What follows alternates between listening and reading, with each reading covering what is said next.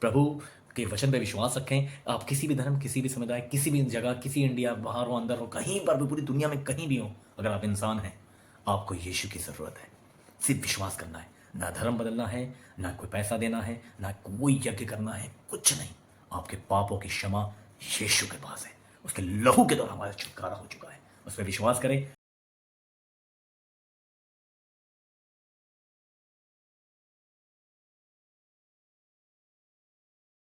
जय मसीह की। बहुत सारे लोगों का सवाल होता है कि यीशु मसीह कैसे मर गए, यीशु मसीह क्यों मरे, आखिर यीशु मसीह परमेश्वर होकर भी कैसे मर सकते हैं। बहुत सारे लोगों के सवाल हैं। इस यीशु मसीह क्यों मरे, इसके लिए जानने के लिए हमें उत्पत्ति में जाना पड़ेगा। जब हम बाइबल पढ़ते हैं तो उत्पत्ति की किताब में हम पढ़ते हैं, वहाँ पर दिया गया है कि परमेश्वर ने सबसे शुरुआत में, स्टार्टिंग में परमेश्वर ने बोला उजियाला हो, क्योंकि पूरी दुनिया अंधकार था। पृथ्वी बेडौल थी, सुनसान पड़ी थी और पूरी दुनिया में अंधकार था और परमेश्वर का आत्मा मंडराया करता था। तब परमेश्वर ने कहा उजियाला हो। परमेश्वर के कहने के बाद वहाँ उजियाला हो गया। उसके बाद सेम उसी तरह परमेश्वर ने और भी चीज़ों को अपने वर्ड से, अपने वचन से बोल बोल कर बनाया। जैसे कि हम देख पा रहे हैं, आज सूरज है, चंद्रमा है, जीव जंतु है, इन सब को परमेश्वर ने अपने वचन के द्वारा बनाया।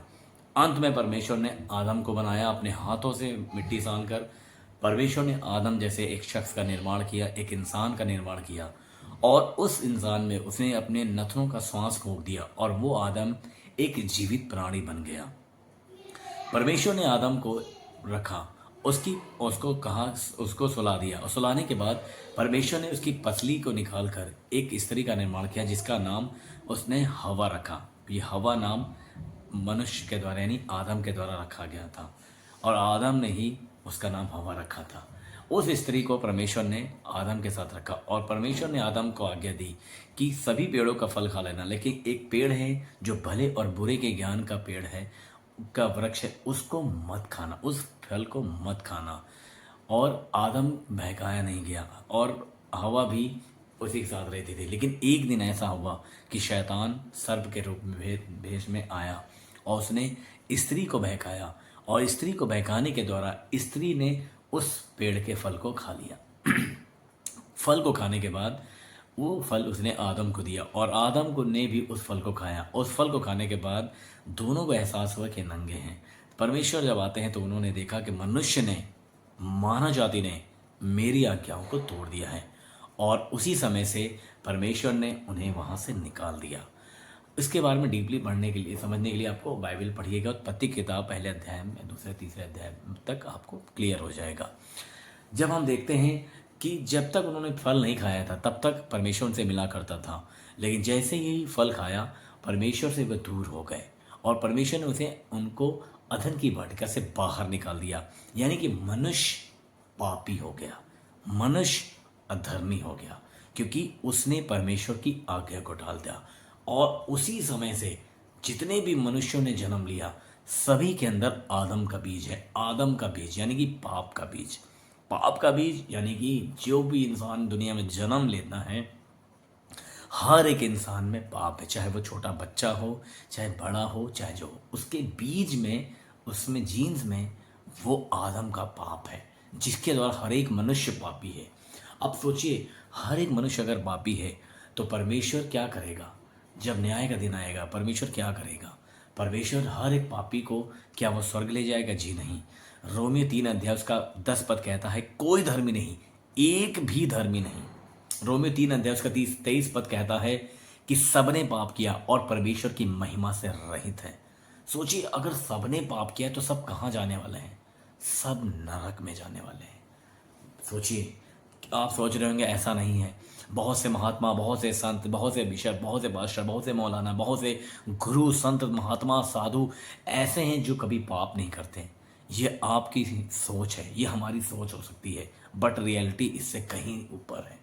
ये सोचिए, आपको पता है पाप क्या है? यीशु मसीह ने कहा, यदि कोई व्यक्ति किसी स्त्री पर कुदृष्टि डाले, सिर्फ कुदृष्टि डाले, वो अपने मन में विचार कर चुका। सोचिए, हर एक इंसान पाप से भरा हुआ है। क्या किसी के मन में किसी के प्रति कोई लालच नहीं होती? अगर किसी ने जरा सा लालच किया, पाप आ गया। किसी ने किसी के बारे में जरा सा भी कुछ सोचा, पाप आ गया। हर इंसान में पाप है, चाहे वो कितना भी बड़ा क्यों ना हो। याद रखिए, हर एक मनुष्य पाप से भरा था। लिखा है सबने पाप किया और परमेश्वर की महिमा से रहित थे। हर एक मनुष्य जिसने जिसने पाप किया, सब के सब नरक जाने वाले थे। सब के सब नरक जाने थे। अब सोचिए, जब अंत होगा और जब न्याय का दिन आएगा, परमेश्वर सबके खड़ा करेगा और देखेगा सबके सब पापी हैं, सबको उठाकर कहाँ डाल देगा? नरक में डाल देगा। याद रखें, इसीलिए परमेश्वर ने मनुष्य जाति को बचाने के लिए उत्पत्ति 3:15 में ही एक भविष्यवाणी की थी कि स्त्री से कहा था, तेरे वंश के द्वारा मैं इस सांप के सिर को कुचल डालूंगा। याद रखिए, तो परमेश्वर ने भविष्यवाणी स्त्री के वंश के बारे में की थी। वो स्त्री का वंश यीशु मसीह है। इसलिए एक मनुष्य को यहाँ पे आना था। आपको शायद मालूम ना हो, उस समय परमेश्वर ने जब व्यवस्था दी थी उसमें ठहराया था कि यदि कोई पाप करे तो ये निर्दोष मेमना को चढ़ाए, निर्दोष पशुओं की बलि दे, जिसके द्वारा उसके पापों की क्षमा हो। सोचिए, हम सब एक पापी हैं, हम सब इतना पाप किए, इतना पाप किए, इतना पाप किए।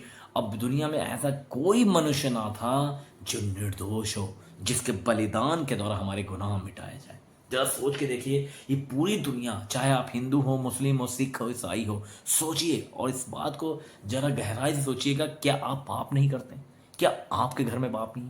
क्या आपके गुरु पाप नहीं करते? क्या इंसान पाप नहीं कर रहा? अगर पाप कर रहा है तो बाइबल कहती है पाप की मजदूरी तो मृत्यु है।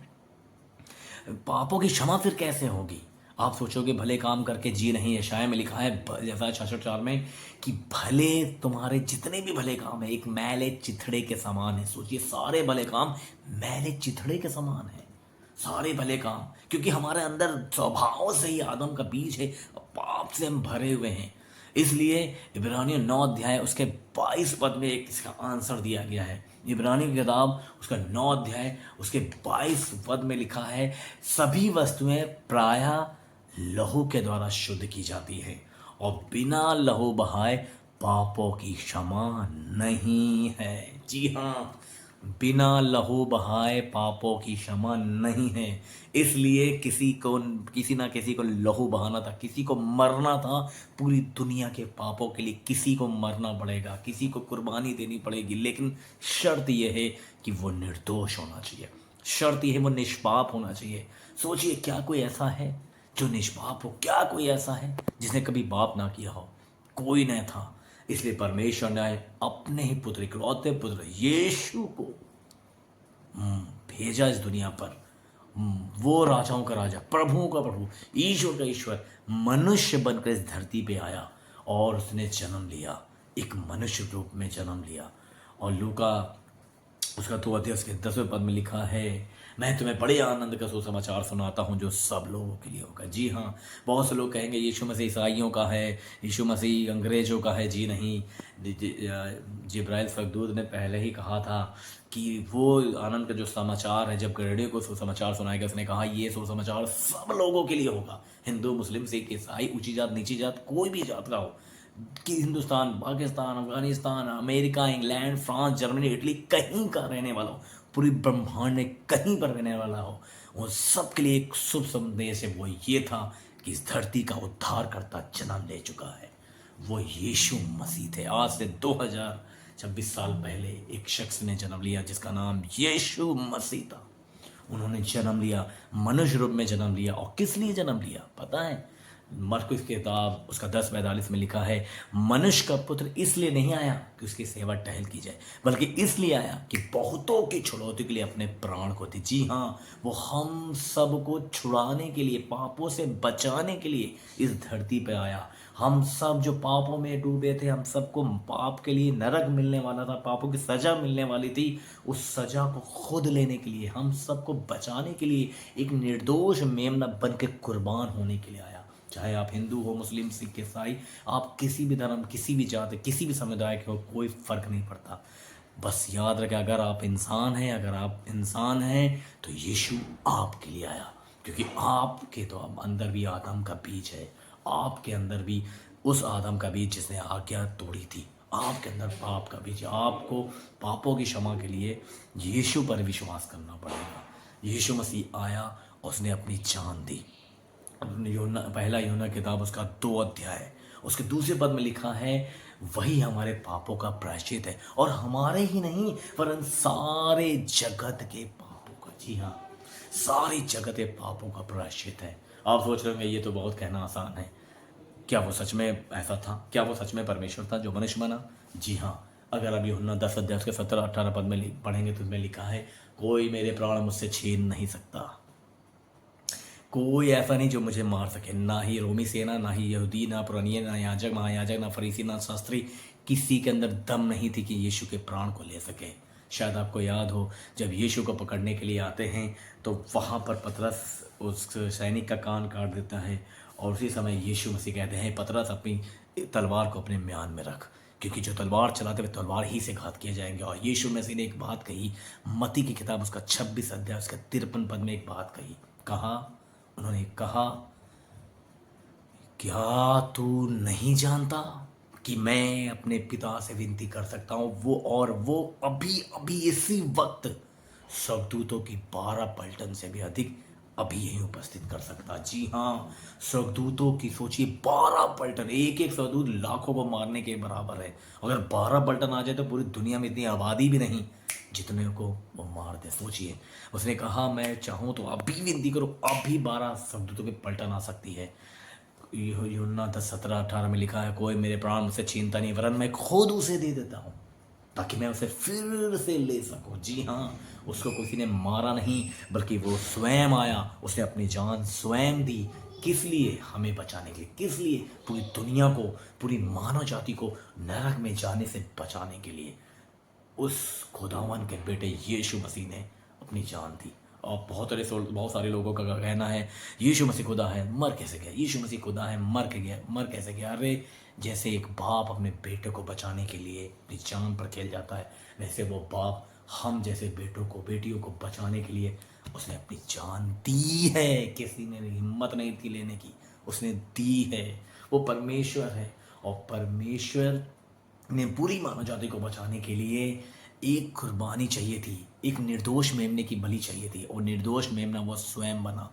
यीशु मसीह जो परमेश्वर का पुत्र है, यीशु मसीह स्वयं एक मेमना बनकर हमारे पापों के प्रायश्चित के लिए आया। पढ़ के देखिए, पहला यूहन्ना 2:2 में लिखा है, वही हमारे पापों का प्रायश्चित है, हमारे ही नहीं वरन सारे जगत के पापों का। हालेलुया।